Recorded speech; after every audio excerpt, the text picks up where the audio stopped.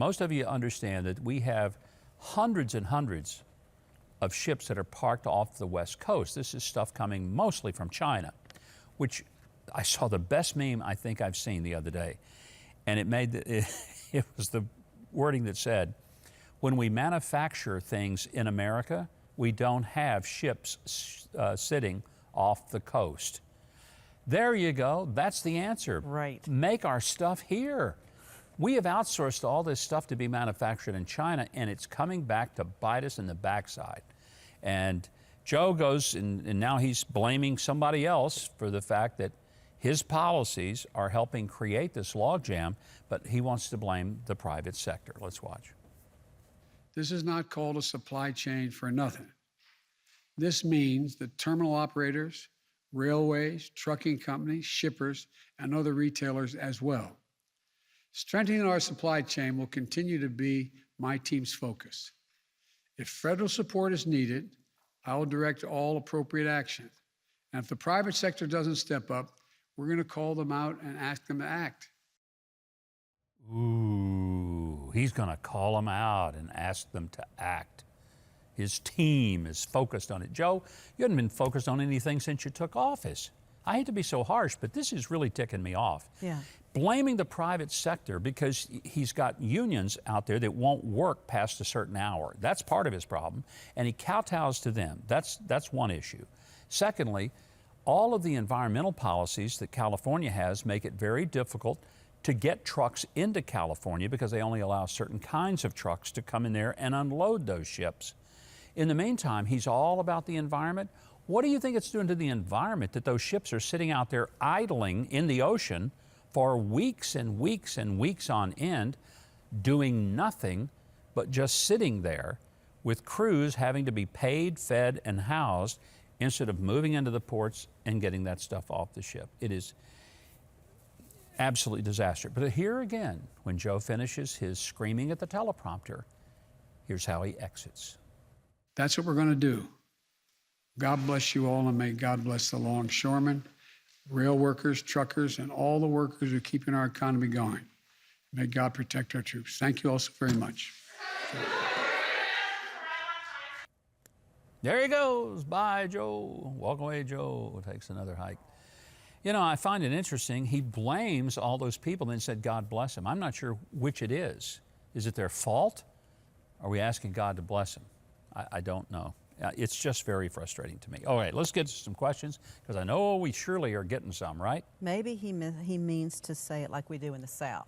Bless her heart. Bless your I bet heart. that's what he means. Which does not mean what you think it means That's if right. you live outside the South. That's exactly right.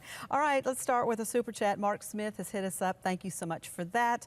Joe Woodrum asks this afternoon, Gov, why isn't the DOJ doing anything to stop what is going on at the border? Do they too no longer enforce the laws? No, they don't enforce the law, and part of it is because they work for President Biden, who doesn't want them to enforce the basic fundamental law of our border.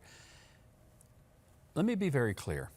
If there are laws that we don't like, the Constitution provides for us an opportunity to change the laws. It's called legislation. Congress, through both the House and Senate, can pass a law, the President signs it, then the law says, no, you don't have to enforce the border. But that's not what the law is right now.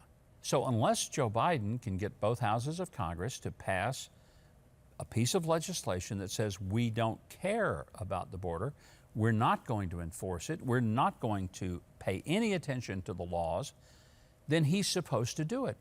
There were things when I was governor I didn't like, I didn't always agree with the law, but I had to enforce it as the executive branch unless I could convince the legislature to change the law.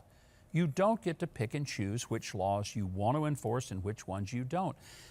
One of the reasons that this stuff is just infuriating to me is because, having served in government, I cannot imagine that people can be so absolutely obtuse as to think that it is okay for them to pick and choose which of the laws they're going to respect and enforce. And if they don't agree with them, instead of changing them, that's hard work, by the way, to change a law, requires some real effort, then just ignore them and just do what you want to do. That's the kind of thing happens in a dictatorship, in a totalitarian government. It does not happen in a constitutional republic. I'll tell you what does happen in one. You can be free to subscribe to the channel, which we hope you'll do. Hit the notification bell, send us a comment. Be sure to like the channel and share it with other people. All right, JC, a challenging question for you, Governor. Uh-oh. All right, besides blabbing on your show, what are you actively doing to remove the corrupt administration, career politicians, and bureaucrats? I think this one is asking you. You think I'm just blabbing on my show, huh? That's all I'm doing? Well, I'm trying to influence people, including people like you, JC. But I do have a political action committee. We've raised about $10 million, and we support pro-life candidates across America for Senate, House, governors, state legislative races, sometimes even local races. We put money, not with consultants. We don't hire any consultants or pollsters and people who make a lot of money off politics. We give money directly to candidates. So that's one of the things I'm doing. JC, what are you doing? Can you tell us? I'm also doing a daily newsletter twice a day. I've got a podcast.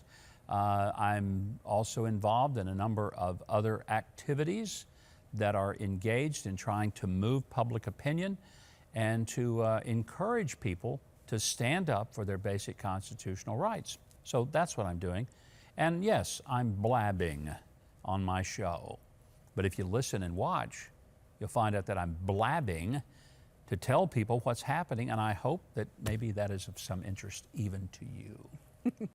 Now, if you're seeing this, I know you've enjoyed that video. I mean, how could you not, after all? So you know what you should do? Leave a like, click on the subscribe button below, and hit the notification bell next to it so you'll always know when I have another video up for you to enjoy.